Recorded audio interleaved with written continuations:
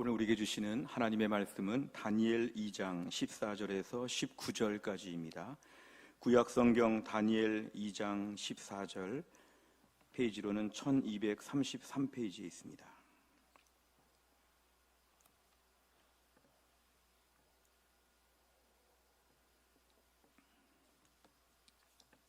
다니엘 2장 14절에서 19절까지의 말씀을 저와 한 절씩 교독하시겠습니다.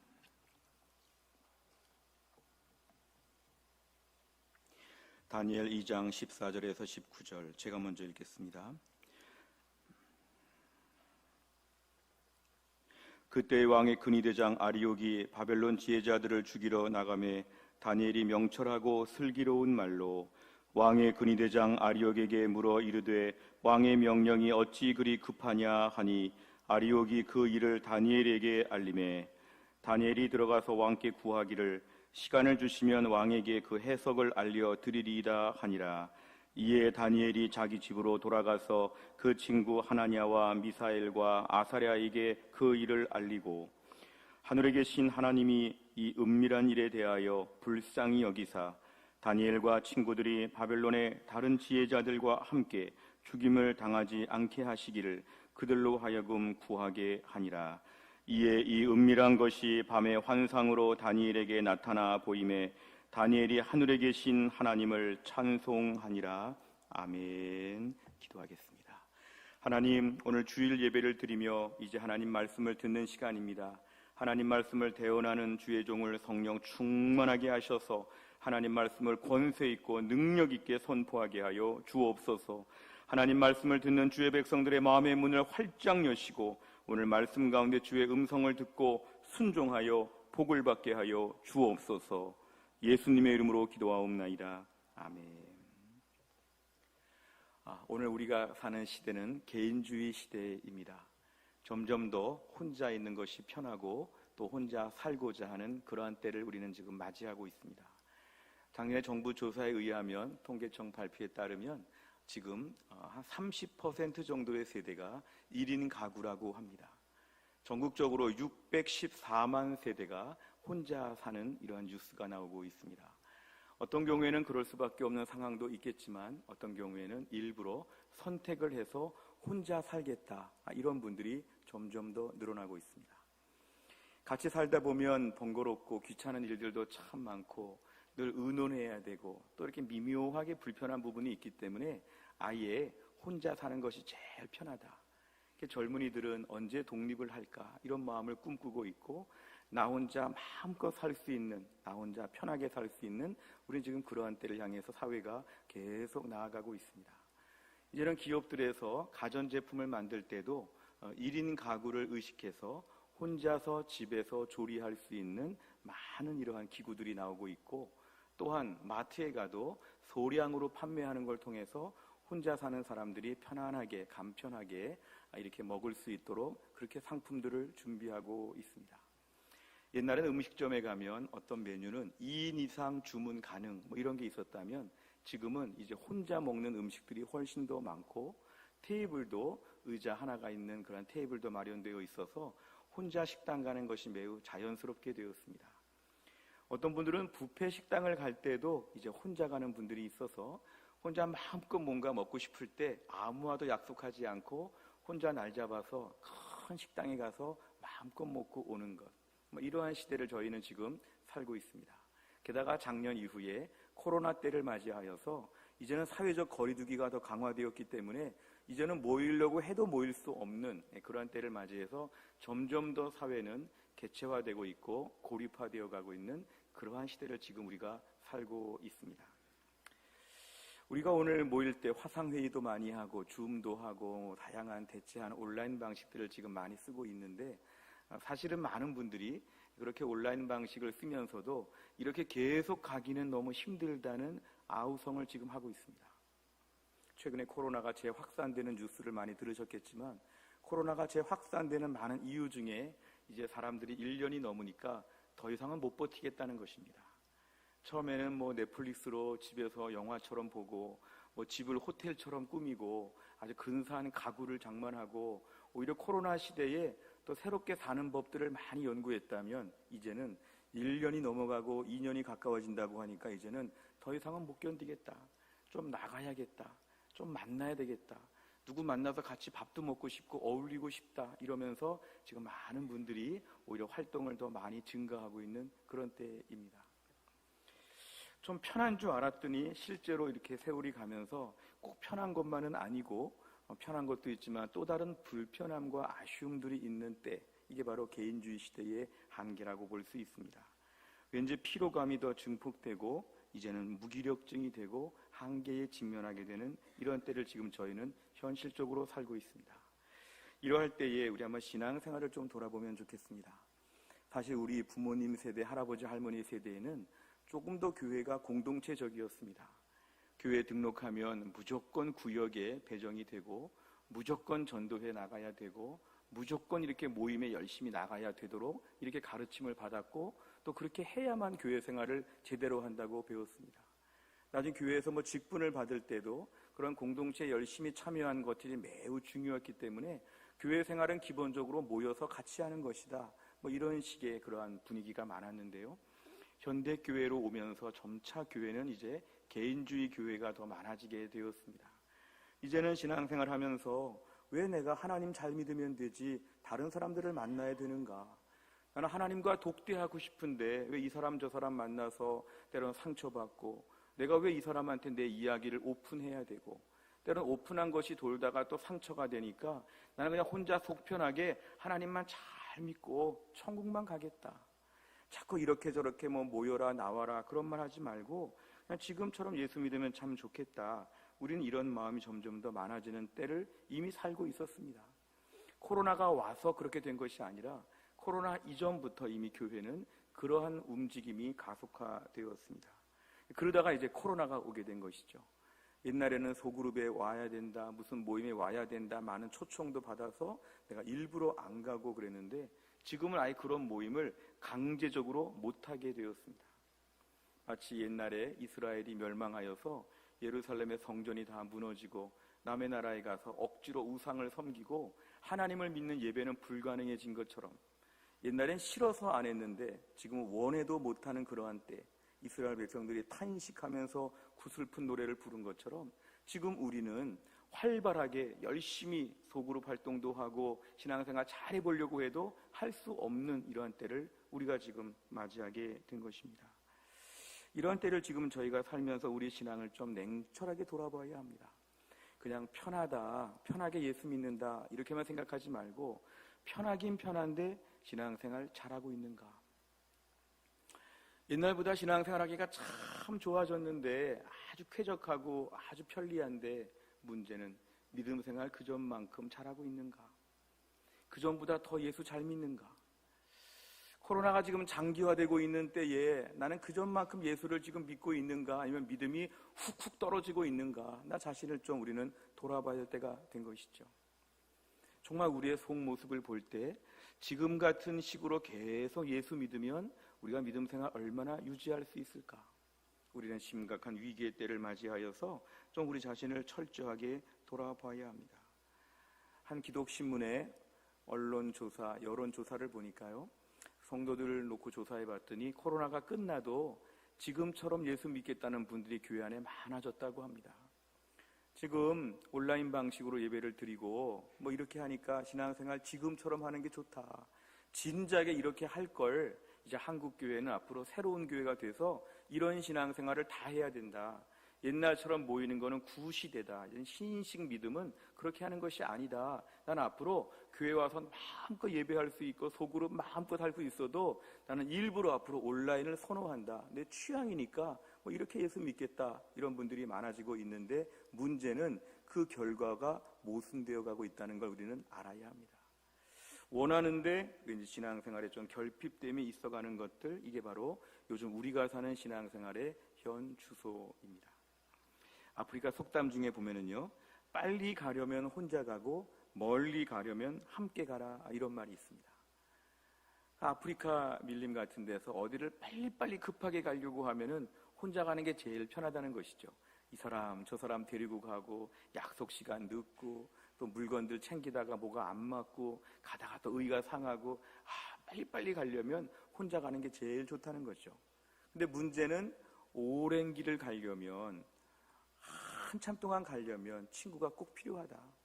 중간에 끝없는 사막을 가야 되고 막 맹수들이 등장하고 아프리카 초원을 가기 위해서 몇 시간을 간다면, 며칠을 간다면 이거는 친구 없이는 불가능하다. 이런 속담이 있답니다. 우리가 실제로 오늘날 한 30분 정도, 1시간 정도 거리를 다녀온다고 하면 이거 혼자 빨리빨리 갔다 오는 게 좋죠. 우리가 혼자 4시간, 5시간, 6시간 먼 길을 운전해서 갔다 온다면 이건 친구 있으면 훨씬 좋습니다. 중간에 얘기도 하고 같이 뭘 먹기도 하고 친구 있는 게 훨씬 낫지, 장거리 운전을 혼자 하는 거는 참 위험한 일이 많다는 것 우리가 공감할 수 있는 그런 이야기입니다. 우리가 오늘날 신앙생활 할 때도 마찬가지죠. 우리가 신앙생활 하루 이틀 하고 관둔다면 혼자 해도 무방할 때가 참 많습니다.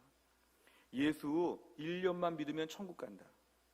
마치 1년 동안에 무슨 우리가 수업이 필요하고 수업 이수하면 합격해 주는 것처럼 그냥 눈 딱 감고 교회 1년만 잘 나가면 앞으로 교회 안 나가도 천국 간다. 이런 식으로 해주신다면 우린 정말 혼자서 어느 정도 버틸 수가 있죠. 근데 우리가 예수 믿고 나서 당장 죽지도 않고 예수님 당장 재림하시지도 않고 지금 최소한 몇십 년 이상, 5, 60년 이상 교회를 다니고 신앙생활 해야 되는데 이건 장거리 운전과 똑같은 것이죠. 이 정도 신앙생활 오래 하려면 혼자서는 못 버틴다는 것입니다. 베드로처럼 다 줄을 버릴지라도 나는 끝까지 갑니다. 저 혼자 10시간도 운전할 수 있습니다. 저 신앙생활 오래 한 50년도 혼자 갈 수 있습니다. 저 원래 그 정도의 경험도 있고 담력도 있고 저는 지구력도 있습니다. 그러니까 저는 혼자서 앞으로 계속 하겠습니다. 이런 말을 할 분이 우리 가운데 계실지는 모르지만 성경적으로 보면 그거 안 된다는 것입니다. 안 된다는 것입니다. 자신감이 있다고 아무리 큰 소리 쳐도 못한다는 것이죠. 왜냐하면 우리의 기본적인 죄성이 있고 세상이 기본적으로 사탄이 유혹하는 것들이 많고 어려움들이 많이 있기 때문에 우리가 절대로 장담할 수 없는 것은 나 혼자 신앙생활 오래 할 수 있다고 하는 이러한 착각을 버려야 합니다. 하나님이 그래서 우리에게 교회 공동체를 주시고 신앙의 친구들을 꼭 이렇게 맺어주신다는 걸 알아야 합니다. 하나님은 우리보다 지혜로우시죠. 우리가 하나님보다 지혜롭지 않지요. 하나님의 지혜는 우리에게 신앙의 짝을 만들어 주신다. 교회 공동체에 묶여서 예배하게 만든다. 함께 돌아보게 만든다. 이게 바로 하나님의 지혜이고 하나님의 원리라면 우린 여기에 순종해야 됩니다. 혼자서 신앙생활하는 게 편한데 이게 성경적으로 옳은가 물어보고 옳지 않으면 나를 바꿔야죠. 성경 말씀의 글자를 바꾸지 말고 내가 바뀌어야 되는 것이죠. 그러면 혼자서 신앙생활하는 거 참 좋았는데 이게 오래 못 간다고 하니까 오늘 말씀을 들으면서 나의 신앙의 친구를 만나서 같이 신앙생활하게 하여 주옵소서. 이러한 결심이 우리에게 오늘 꼭 있어야 됩니다. 오늘 말씀을 드리기 전에 먼저 전제할 것이 있는데요. 신앙생활은 물론 개인적이고 인격적인 신앙이 중요합니다. 골로새서 1장 28절 말씀 보여주시면 우리가 그를 전파하여 각 사람을 권한다. 한 명 한 명 권한다는 거죠. 모든 지혜로 각 사람을 가르친다. 한 명 한 명 가르친다는 거죠. 각 사람을 그리스도 안에서 완전한 자로 세운다. 한 명 한 명 가르친다는 것입니다. 우리 신앙생활은 한 명 한 명 가르치는 것이고 예수 믿는 것도 한 명 한 명 예수 믿는 것입니다. 공동체 전체가 우리 집안은 몇 대째 예수를 믿는다. 자녀들이 다 알아서 예수 믿고 다 구원받고 그거 아닙니다. 그 공동체 구성원 한 명 한 명 각 사람이 정말 예수를 믿어야 구원받는 것이죠. 우리 마을은 다 예수 믿는 마을이니까 다 구원받겠다? 그렇지 않지요. 그 마을에 있는 사람들 한 명 한 명이 정말 예수님을 구세주와 주님으로 고백하는가? 고백해야 구원받는다는 것입니다. 그러니까 신앙생활은 인격적으로 1대1로 하나님 앞에 온전한 것이 제일 중요합니다. 이걸 부정하는 것이 아닙니다. 근데 문제는 신앙생활의 출발점은 개인적인 믿음으로 출발한다는 것이죠. 그러니까 출발은 그렇게 하는 것입니다. 그런데 문제는 신앙생활을 계속하려면 공동체가 꼭 중요하다는 것입니다. 어떤 분들은 은혜로운 교회 가면 내가 은혜 받지 않을까? 은혜로운 공동체 분위기가 나까지 은혜를 주지 않을까? 이건 잘못된 생각입니다. 은혜로운 사람들이 모여서 은혜로운 공동체를 이루는 것입니다. 각 사람이 예수 믿는 사람들이 모여서 예수 믿는 공동체가 되는 것이고 한 사람 한 사람이 은혜를 많이 받아야지만 그 사람들이 모인 공동체가 은혜로운 것이죠. 그렇게 본다면 한 사람 한 사람의 믿음과 은혜 매우 중요한데, 문제는 신앙생활을 계속하려면 이제 우리는 공동체가 반드시 필요하다는 것입니다. 오늘날 우리들에게는 과연 이러한 믿음의 친구들이 있습니까? 성경을 보면 하나님은 모세에게도 아론과 훌을 붙여주셨습니다. 다윗과 요나단을 붙여주셨습니다. 베드로와 야고보와 요한을 붙여주셨습니다. 하나님께서는 여호수아에게는 갈렙을 붙여주셨습니다. 하나님은 동시대에 반드시 사람들을 붙여주셔서 같이 이렇게 신앙생활 하라고 우리를 인도해 주신다는 거죠. 올림픽 종목 중에서 사격 같은 거, 혼자 수영 같은 거, 나 혼자 잘하면 금메달 따는 것이죠. 그러나 2명, 3명, 4명 많은 사람이 단체 경기를 한다고 치면 신앙생활은 단체 경기와 같다는 것입니다. 내 주변에 같은 편이 있다는 것이죠. 같이 힘을 맞추고 뛰어가는 경기를 하는 것이 하나님이 우리에게 주신 신앙생활의 시스템이라는 것입니다. 우리가 오늘 말씀을 통해서 한번 돌아보면서 하나님, 나에게 좋은 믿음의 친구 하나님 허락하여 주옵소서. 우리 신앙생활 오래 해야 될 텐데 하나님 아버지, 내가 지금부터 한 10년만 예수 믿고 주님을 버릴 것도 아니고 내가 앞으로 평생 예수 믿어야 될 텐데 평생을 같이 걸어가는 신앙의 친구들 하나님 우리 가운데 풍성하게 허락하여 주시기를 주의 이름으로 축원합니다. 오늘 본문의 말씀을 보시면 이스라엘 역사에서 제일 치욕스러운 순간입니다. 주전 586년에 남유다 왕국이 바벨론에 의해서 점령을 당합니다. 당시의 전쟁은 점령할 때 막 성을 다 무너뜨립니다. 다 불태웁니다. 사람들을 막 잔인하게 죽입니다. 많은 사람들이 다칩니다. 그리고 또 막 포로로 끌고 갑니다. 아비규환의 현장이죠. 우리 이스라엘이 유다가 멸망하는 내용을 잘 보시려면 예레미야 애가를 보면 얼마나 시시각각 비참한 모습이 보이는지 모릅니다. 그런데 바벨론의 정책 중에 하나는 그렇게 점령지에서 다 멸망을 시키고 다 데려가고 다 하면서도 그 속에서 특별히 엘리트와 같은 몇 명의 소수를 특별하게 이렇게 장차 고급 관리로 쓸 목적으로 데려갔습니다. 엘리트를 데려가서 자기네 나라에서 고급 행정학교에서 잘 가르친 다음에 높은 신하로 세운다는 거죠. 인재 육성 차원이기도 하면서 지역 인재들을 개발하여 일정하게 그 식민 통치의 틀을 잡는 것입니다. 그런데 유다 왕국이 지금 다 멸망할 와중에서 유다 왕국에서 특별히 뽑힌 엘리트 청년들이 있었는데 그 중에 다니엘이 있었습니다. 이 다니엘이라고 하는 사람은 아주 믿음이 출중한 사람이었습니다. 다니엘 1장 8절과 9절을 보면 다니엘은 뜻을 정하여 왕의 음식과 그가 마시는 포도주로 자기를 더럽히지 아니하리라 하고 자기를 더럽히지 아니하도록 환관장에게 구하니 하나님이 다니엘로 하여금 환관장에게 은혜와 긍휼을 얻게 하신지라. 아멘. 비록 나라는 망했지만 남의 나라에 붙잡혀 왔지만 내가 여기서 내가 정말 하나님을 잘 믿겠다. 예루살렘의 성전은 다 불타고 예수 믿는 주변의 사람들 지금 하나도 없는 가운데 이 지금 내가 바벨론의 포로로 끌려와서 하나님 잘 믿겠다 뜻을 정했다는 것이죠. 왕이 막 이것저것 먹을 거 많이 갖다 주는데 우상 앞에 막 절한 음식들 주면 안 먹는다. 내 신앙 절개상 못 먹겠다.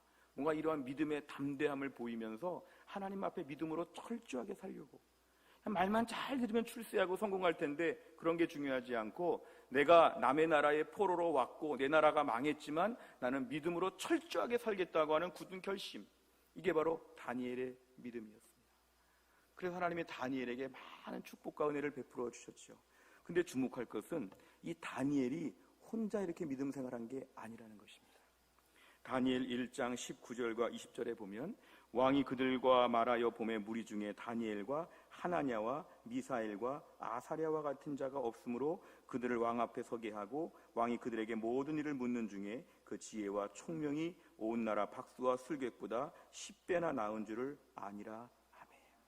지금 읽은 말씀에서 하나냐, 미사엘, 아사랴, 이것은 사드락과 메삭과 아벳느고의 본래 유대인식 이름입니다.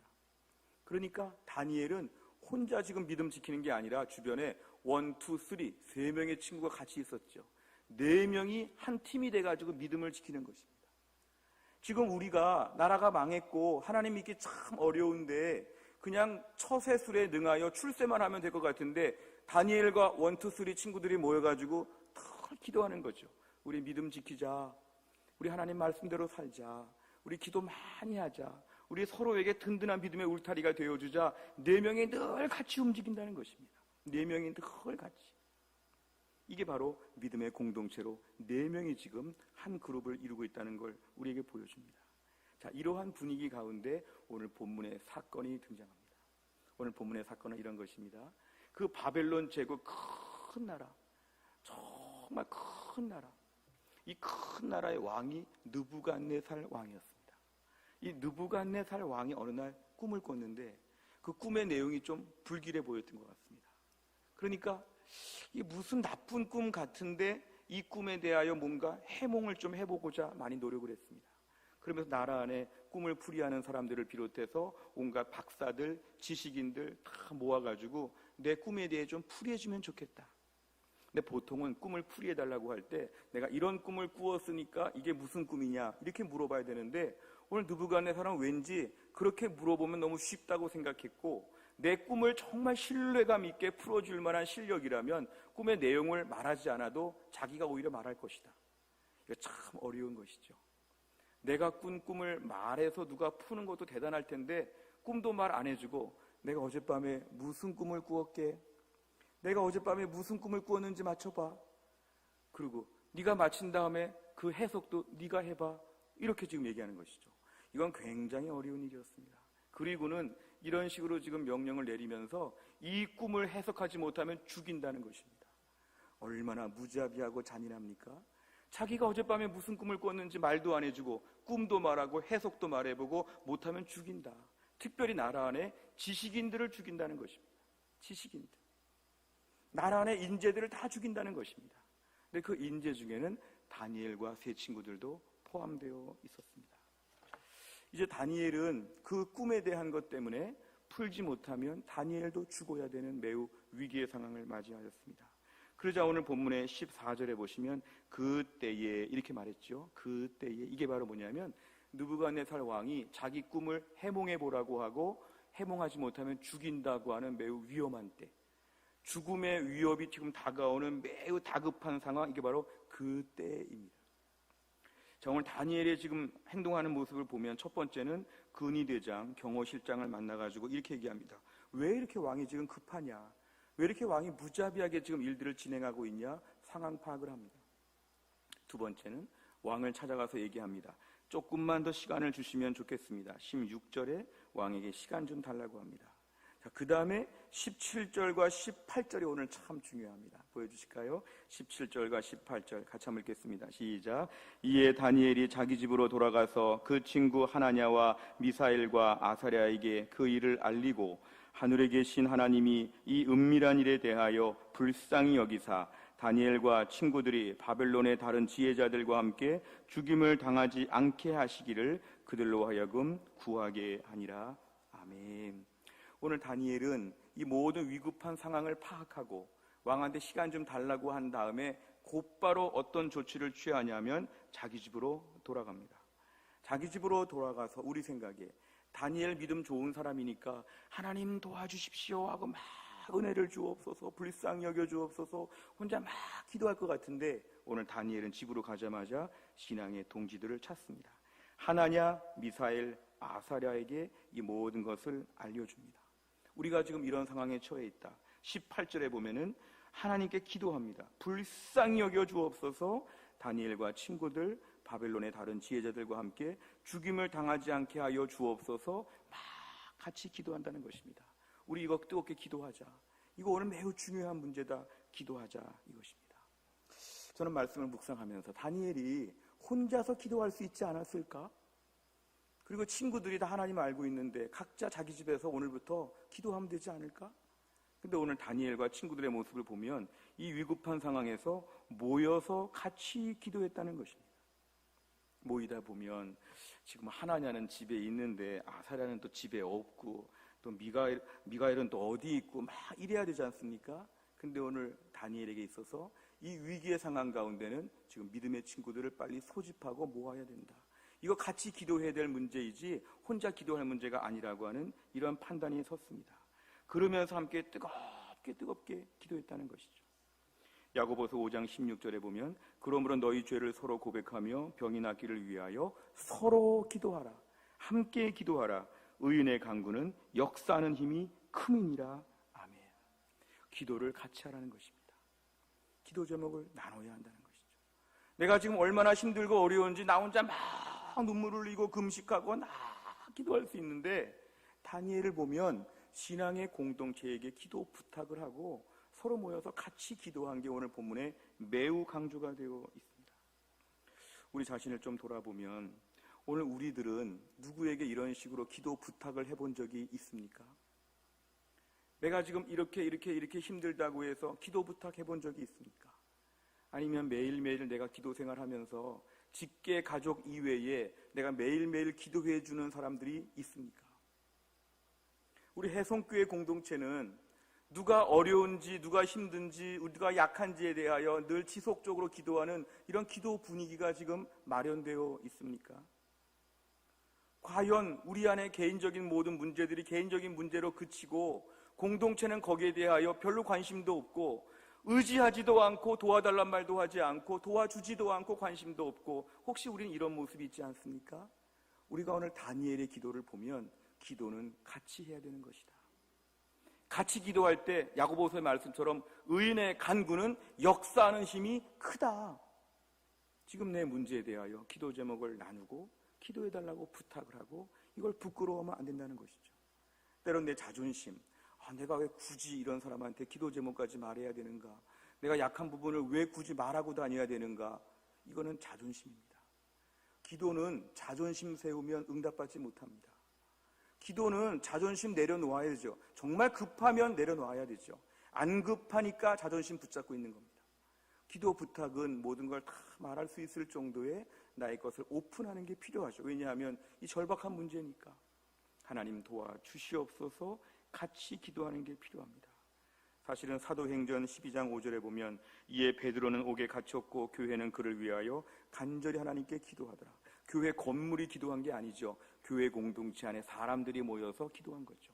우리 베드로 사도 주의 종이 지금 감옥에 갇혀있네. 베드로가 감옥에서 막 기도하고 하나님 도와주세요 기도하고, 성도들은 내가 감옥에 갇혔나? 내가 왜 기도하지? 성도들은 다 기도하지 않고 베드로 혼자서 막 기도하고, 이게 아니죠. 성경에 의하면 오늘 주의 종 베드로가 감옥에 갇혀 있을 때 물론 베드로가 기도했겠지만 교회에 있는 성도들은 같이 모여 기도했다는 것입니다. 주님, 우리 베드로 지금 감옥에 갇혀 있는데 믿음 지키게 하여 주시고 너무 어려움 겪지 않게 하시고 또 속히 풀어주옵소서. 막 공동체가 기도했다. 결국 하나님의 교회 공동체의 특징은 뭐냐면 기도하는 공동체이다. 우리가 오늘 예배하는 공동체란 말을 많이 하지만 더 정확하게 말하면 교회는 기도하는 공동체이다. 누구를 위해서 기도해 줘야 될까? 누가 나를 위해 지금 기도해 주고 있다. 기도의 끈이 지금 막 연결되어 있는 공동체가 교회 공동체라는 것입니다. 우리는 교회 공동체가 자칫하면 너무 기계적이다, 코로나 시기에 너무 비대면 냉랭하다, 이런 걸 다 뒤엎을 수 있는 건 뭐냐면 교회가 유기적인 공동체로 가야 하는데, 우리 몸이 다 붙어 있는 것처럼 혈관과 뼈와 모든 신경들이 다 이어져 있는 것처럼 교회 공동체가 기도의 모든 끈으로 다 엮어져 있고 뭉쳐 있다면 이게 바로 기도 공동체가 된다는 것입니다. 이사야 56장 7절에 보면 내가 곧 그들을 나의 성산으로 인도하여 기도하는 내 집에서, 잘 보십시오, 기도하는 내 집에서 그들을 기쁘게 할 것이며 그들의 번제와 희생을 나의 제단에서 기꺼이 받게 되리니 이는 내 집은 만민이 기도하는 집이다. 하나님의 교회, 만민이 기도하는 공동체이다. 우리가 교회에 나와서 예배드리지만, 교회에 나와서 내 기도도 열심히 하지만 다른 사람들을 위해 기도해 주는 공동체가 되어야죠. 우리 다락방에 누가 지금 아주 약합니다. 우리 전도에 누가 아주 약합니다. 우리 교회 누가 지금 아픕니다. 우리 교회 누가 지금 참 힘들게 살고 있습니다. 하나님 도와주시옵소서 하고 기도하면 하나님이 그 기도에 응답하여 주신다는 것입니다. 내 문제 가지고 기도하는 것도 응답하시지만 오히려 다른 사람들의 문제를 가지고 기도할 때 내 문제까지 보너스로 응답하여 주신다는 것입니다. 기도하는 마음이, 은혜를 구하는 마음이 간절한 마음으로 집중되게 되면 하나님께서 그 마음의 중심을 보시는데, 내 기도만 하는 것이 아니라 다른 사람의 기도까지 같이 기도하는 공동체, 저 사람 힘들겠다 하고 매일매일 기도해 준다면 하나님이 그 기도를 기쁘게 보셔서 우리를 칭찬하셔서 우리의 기도 문제까지도 하나님이 해결하여 주신다. 구하지 않은 것까지도 해결하여 주신다는 것입니다. 교회 공동체는 날마다 서로 기도하는 공동체로 묶여질 때 하나님이 응답하여 주신다. 오늘 본문의 응답이 19절에 나와 있습니다. 19절을 보시면 하나님이 그날 밤에 환상을 통하여 다니엘에게 그 꿈의 비밀을 알려주십니다. 느부갓네살 왕이 이런 꿈을 꾸었단다. 그리고 그 꿈의 내용의 뜻은 이것이란다. 이건 정말 초자연적인 기적입니다. 어떻게 우리가 내가 꾼 꿈도 가끔은 헷갈리고 꿈을 꿨는지 안 꿨는지 꿈의 내용이 명확하지 않은데 남이 꾼 꿈을 가지고 다니엘이 명확하게 알고 그 꿈의 해몽까지 명확하게 할 수 있다는 건 이건 하나님의 도우심이죠. 이 19절의 내용이 우연히 발생한 것일까요? 17절, 18절 기도하고 함께 합심으로 나아가니까 하나님이 19절의 복을 허락하여 주신다는 것입니다. 오늘 결론은 이렇게 해가지고 다니엘은 오히려 친구들은 죽을 위험에서 오히려 하나님께 구해주시고 높아지는 자리까지 오르게 됩니다. 다니엘 2장 48, 49절을 보면 왕이 이에 다니엘을 높여 귀한 선물을 많이 주며 그를 세워 바벨론 온 지방을 다스리게 하며 또 바벨론 모든 지혜자의 어른을 삼았으며 왕이 또 다니엘의 요구대로 사드락과 메삭과 아벳느고를 세워 바벨론 지방의 일을 다스리게 하였고 다니엘은 왕궁에 있었더라. 아멘. 오히려 본문의 사건은 다니엘에게 큰 위기였지만 합심 기도하고 함께 매달려서 다니엘과 친구들이 오히려 높아지는 큰 은혜와 기적의 자리가 되었다는 것입니다. 전도서 4장 9절과 10절에 보면 두 사람이 한 사람보다 나음은 그들이 수고함으로 좋은 상을 얻을 것임이라. 혹시 그들이 넘어지면 하나가 그 동물을 붙들어 일으키려니와 홀로 있어 넘어지고 붙들어 일으킬 자가 없는 자에게는 화가 있으리로다. 아멘. 두 사람이 한 사람보다 낫다는 것은 신앙의 공동체가 중요하다는 것입니다. 나 혼자 믿음 생활 잘하겠다고 했는데 내 의사와 관계없이 어려운 일이 막 생깁니다. 예수 믿고 정말 믿음으로 살아보려고 했는데 갑자기 가족 중에 누가 아프기도 하고 우리의 사업적인 어려움이 있기도 하고 내가 막 다치기도 하고 별의별 일들이 많죠. 믿었던 누가 나에게 상처를 주기도 하고 국가적인 차원의 큰 규모의 어려운 일이 지금 막 벌어지기도 하고 사회적으로 많은 사건이 벌어지면서 영향을 받기도 하고 한치 앞을 내다볼 수 없는 상황 가운데서 혼자서 감당이 안 되는데 두 사람 이상이 감당하면 감당할 수 있다는 것입니다. 하나가 약해질 때 하나가 도와줄 수 있다는 것이죠. 하나가 약해지면 붙들어준다는 것이죠. 이게 바로 뭐냐면 하나님이 만드신 신앙생활의 시스템입니다. 사실 내 주변에 크리스찬들이 있다 하면 이건 하나님이 나에게 세팅해 주신 도움입니다. 도움, 선물이죠. 내 주변에, 내 마을에, 내 주변에 예수 믿는 사람이 하나도 없어요. 저는 공동체가 없어요. 이러면 정말 우리는 어쩔 수 없죠. 하나님께 얘기해야 되죠. 하나님, 친구가 없어요. 근데 그렇지 않고 내 주변에 예수 믿는 사람들이 있다. 우리 교회 안에 함께 예수 믿는 사람들이 있다면 이 사람들은 하나님 나에게 일부러 세팅하여 주시고 맞춰주신 사람들입니다. 너 어려울 때 같이 기도해야 돼. 이 사람들이랑 같이. 같이 기도하면 귀찮잖아요. 같이 기도해야 응답이 빨라. 같이 기도해야 좀 하나님이 도와주셔. 그러니까 너 오늘 이 사람 기도 제목을 듣고 같이 기도해야 돼. 하나님 만들어주신 장치이죠. 하나님이 직접 주시면 안 돼요. 하나님과 저랑 그냥 직거래하면 안 돼요. 직거래. 너무 유통이 복잡해지면 하나님 힘들지 않아요? 직거래가 좋지 않아요? 직거래. 하나님은 신앙생활에 하나님이 나에게 주신 사람들을 통해서 은혜를 베풀어 주신다는 것입니다. 공동체를 통해서 주시고 내가 공동체에 기여하게 하시고 공동체 안에서 유무상통할 수 있도록 기도 제목을 막 부탁하기도 하고 누구를 위해서 막 기도하기도 하고 이러한 시스템 가운데 우리가 기도 응답도 받고 축복도 받고 신앙생활 오래 할 수 있도록 하는 게 하나님의 방법이라는 것이죠. 그렇다면 우리가 오늘 이러한 방법에 순종해야 한다는 것입니다. 지금 나에게 기도의 짝이 있는가? 하나님 맺어주신 사람들을 계속 나도 연락하고 붙잡아야 한다는 것입니다. 하나님 우리에게 많은 울타리를 주셨습니다. 우리 주변에 다락방도 있고 전도회도 있고 수많은 분들이 지금 대기하고 있습니다. 그렇다면 손을 잡아야 하죠. 손을 잡아야 하죠. 귀찮아, 힘들어 이런 말 하면 안 되는 게 그럼 믿음 생활을 못 지키는데요. 신앙생활 오래 못 하는데요. 귀찮고 번거로운 게 문제가 아니라 최고의 관심이 편한 거냐, 믿음 생활 오래 할 것이냐. 내가 편리하게 예수 믿고 간편하게 아주 신앙생활 하겠냐, 이게 중요한 게 아니라 신앙생활 원칙대로 성경적으로 하겠느냐, 오래 갈 수 있겠느냐. 그럼 하나님 맺어주신 짝들과 함께 계속 신앙의 공동체를 이어가면서 기도 부탁도 하고 기도도 해주고 그렇게 살라는 것입니다. 오늘 지금 다니엘 2장을 봤지만 다니엘 3장에 넘어오면 또 다른 사건이 벌어졌습니다.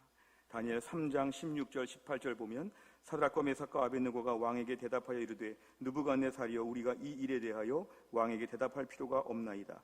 왕이여, 우리가 섬기는 하나님이 계시다면 우리를 맹렬히 타는 풀무불 가운데서 능히 건져내시겠고 왕의 손에서도 건져내시리이다. 그렇게 하지 아니하실지라도 왕이여, 우리가 왕의 신들을 섬기지도 아니하고 왕이 세우신 금신상에게 절하지도 아니할 줄을 아옵소서. 아멘.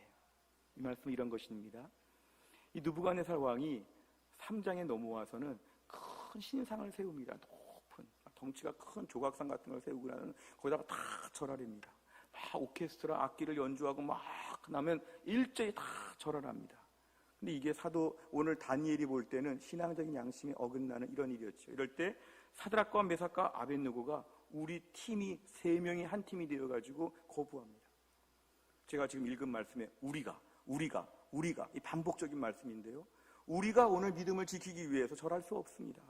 우리 풀무불에 들어가면 들어갔지, 저 대장간에서 막 뜨거운 불덩어리 가운데 쇳덩어리 가운데 막 던져줘도 차라리 그게 낫지, 우리 믿음 지키겠습니다, 용기 있는 말을 했는데요, 혼자 한 게 아니라 3명이 같이 지금 묶여가지고 일하고 있습니다.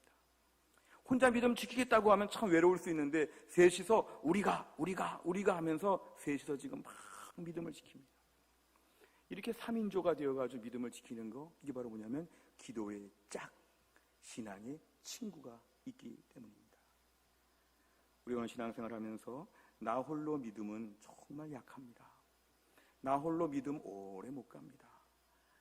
얼마 안 가서, 몇 년 안 가서, 몇십 년 안 가서 아주 그냥 시들시들해질 것입니다. 지금만큼도 기도 안 하고, 지금만큼도 예배 안 드리고, 지금만큼도 성경 안 볼 것입니다. 혼자 하는 신앙생활은 점점 더 약해지게 되어 있고 장담할 수 없습니다. 베드로가 우리보다 훨씬 부족한 것이 아니었습니다. 그렇다면 오늘 말씀 앞에서 나는 지금 신앙의 친구들을 얼마나 가지고 있는가? 나는 신앙의 친구들에 대해 어떤 마음을 가져야 될까를 우리는 진지하게 고민해 봐야 합니다.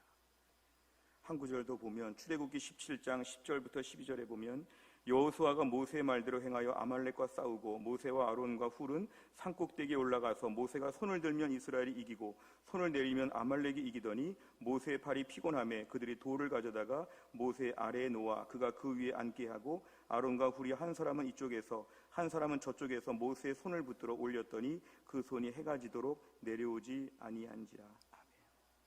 이스라엘 백성들이 출애굽기 14장 15장에서 지금 출애굽을 하였습니다. 홍해바다를 건넜습니다. 그리고 지금 가는 도중에 아말렉이라고 하는 민족이 공격을 하고 싸움이 일어나게 되었습니다. 이스라엘 백성들은 400년 동안 노예 생활만 했고 오합지졸 수준이었죠. 뭐 싸울 만한 힘이 없었죠. 아말렉이 막 달려드니까 이스라엘은 대적할 수가 없는데 모세가 산에 올라가 손을 들고, 학자들은 기도했다고 합니다만, 손을 들고 모세가 올라가서 이렇게 있을 때는 이스라엘 군대가 아말렉을 다 이겼다는 것입니다. 손을 들기만 하면 다 이깁니다. 아말렉은 다 죽어가고 이스라엘은 다 이기고. 근데 모세가 아무리 지도자였지만 모세도 팔이 아프죠. 우리가 벌 쓰는 것처럼 팔을 계속 들고 있으면 팔이 아프니까 팔을 내리게 되는데 모세가 팔을 내리니까 아말렉이 또 막 이기고 이스라엘 막 죽습니다. 그러니까 이 아론과 훌이라고 하는 사람이 모세가 지금 손을 들고 기도해야 되는데 모세가 팔이 얼마나 아팠으면 지금 팔을 내리게 되었을까? 우리 양쪽 팔을 들어줍시다. 아론이 한쪽 팔 붙잡고 훌이 또 한쪽 팔을 붙잡고 이렇게 팔이 계속 있도록 이렇게 하는 것이죠. 그러니까 결국 모세와 아론과 훌이 3인조가 되어가지고 아말렉과의 전쟁에서 이 모든 일을 승리로 이끌게 되었습니다. 우리 생각에 아니 모세가 지도자면 팔이 아프면 어떡하나, 아파도 참아야지. 모세는 지도자인데 계속 들어야지. 모세도 약합니다. 아론이 혼자 가가지고 양쪽 손 다 붙잡고 아론이 다 하는 거, 그것도 약하죠. 아론이 한쪽 팔, 훌이 한쪽 팔, 두 사람이 다 팔을 들고 이기게 되었다는 것입니다. 우리가 오늘 신앙생활하면서 우리는 모세처럼 혼자서 다 할 수도 없고 아론이 필요하고 아론만 필요하지 않고 훌도 필요합니다. 공동체 안에서 계속적으로 우리가 서로 붙잡아주고 붙잡아주는 역할을 할 때만이 우리가 모든 일을 감당할 수 있다는 것입니다. 이제 말씀을 정리하겠습니다.